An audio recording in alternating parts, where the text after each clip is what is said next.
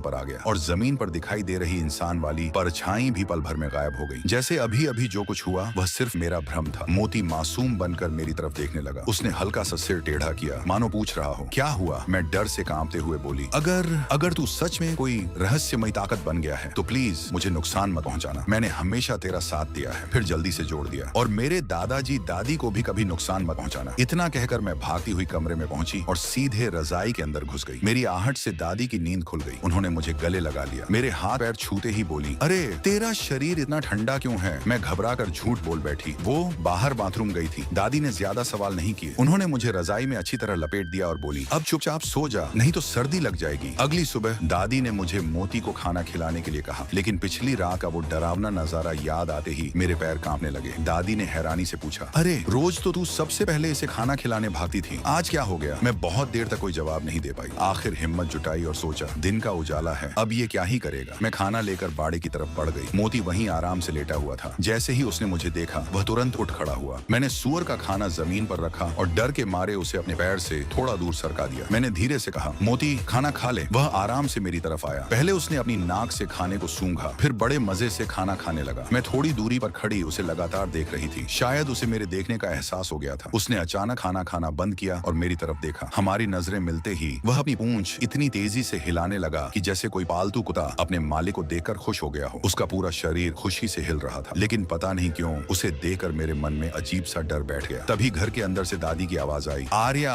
आकर खाना खा ले। मैंने सोचा जाने दो, चाहे कुछ भी हो, आखिर मोती हमारे घर का ही हिस्सा है। खाना खाने के बाद दादाजी हमेशा की तरह कुदाल उठाकर खेत चले गए। मेरे मम्मी पापा शहर में नौकरी करते थे, हर महीने पैसे भेज देते थे, इसलिए घर में किसी चीज की कमी नहीं थी। लेकिन दादाजी का स्वभाव ऐसा था कि बिना काम किए उन्हें चैन ही नहीं आता था। दादी हमेशा कहती थी, तेरे दादाजी मेहनत करने के लिए ही पैदा हुए हैं। हम दोनों बातें ही कर रहे थे कि ठक ठक ठक दरवाजे पर किसी ने दस्तक दी। दादी ने जाकर दरवाजा खोला। उन्हें देखते ही उनका चेहरा उतर गया। तुम फिर आ गए। दरवाजे पर वही घुमंतू बाबा खड़े थे। वह दरवाजे की चौखट पकड़कर अंदर झांकते हुए बोले, माई पहचाना मुझे। दादी ने भौहें सिकोड़ ली। फिर पानी पीना है। बाबा शर्माते हुए मुस्कुरा दिए। दादी उन्हें पसंद नहीं करती थी, लेकिन फिर भी अंदर जाकर बोली, रुको अभी लाई। शायद बाबा समझ गए थे कि दादी उन्हें घर के अंदर नहीं आने देना चाहती, इसलिए वे चुपचाप बाहर ही खड़े रहे। कुछ देर बाद दादी उनके लिए ठंडा शरबत लेकर आई। बाबा ने ऐसे पिया जैसे कई दिनों से प्यासे हों। पूरा गिलास एक ही सांस में खाली कर दिया। दादी ने पूछा, और चाहिए। उन्होंने सिर हिलाया, नहीं बस इतना काफी है। फिर मुस्कुरा कर बोले, माई आप बहुत नेक इंसान हैं, पूरे गांव में सिर्फ आपने ही मुझे पानी पिलाया। ये सुनकर दादी का दिल पिघल गया। उन्होंने कहा, फिक्र मत करो, एक दिन सब ठीक हो जाएगा। बाबा ने कोई जवाब नहीं दिया। उनकी नजर अचानक मोती के बाड़े पर जाकर टिक गई। मोती पेट भरकर धूप सेंक रहा था। बाबा ने अपनी झोली से लाल कपड़े में लिपटी एक छोटी सी चीज निकाली। फिर बोले, मुझे पता है आप उस सुअर को मार नहीं पाएंगी, इसलिए ये ताबीज रख लीजिए। उन्होंने लाल कपड़ा दादी की ओर बढ़ाया। इसे अपनी पोती के तकिए के नीचे रख देना। इससे वह जानवर कुछ समय तक काबू में रहेगा और तुम्हारा परिवार सुरक्षित रहेगा। भरोसा रखो, मैं तुम्हारा बुरा नहीं चाहता। दादी कुछ पल सोचती रही, फिर उन्होंने वह चीज ले ली। जाने से पहले बाबा ने एक बार फिर मोती की तरफ देखा। उसी समय मोती भी उन्हें घूर रहा था। उसके गले से धीमी गुर्राहट निकल रही थी। ऐसा लग रहा था जैसे अगर बाड़ा खुल जाए तो वह बाबा पर टूट पड़ेगा। बाबा वहां से चले गए। दादी ने लाल कपड़ा खोला। उसके अंदर आड़ू पीच की लकड़ी से बनी एक छोटी सी गुड़िया थी। उसके पीछे लाल सिंदूर जैसी स्याही से मेरा नाम और मेरी जन्म तिथि लिखी हुई थी। दादी उसे बार बार उलट पलट कर देखने लगी। फिर आखिरकार उन्होंने उसे मेरे तकिए के नीचे रख दिया। मैं घबरा कर पूछ बैठी, दादी क्या आप सच में उस बाबा की बातों पर भरोसा करती हो। दादी मुस्कुराई, अरे नहीं, हमने तो तय किया है कि मोती को नहीं मारेंगे। मैंने फिर पूछा, तो फिर उनकी दी हुई चीज क्यों रख ली। दादी हंसते हुए बोली, अरे लकड़ी का छोटा सा टुकड़ा ही तो है, तकिए के नीचे रखने से क्या नुकसान होगा। मुफ्त में मिल रहा था इसलिए रख लिया। लेकिन न जाने क्यों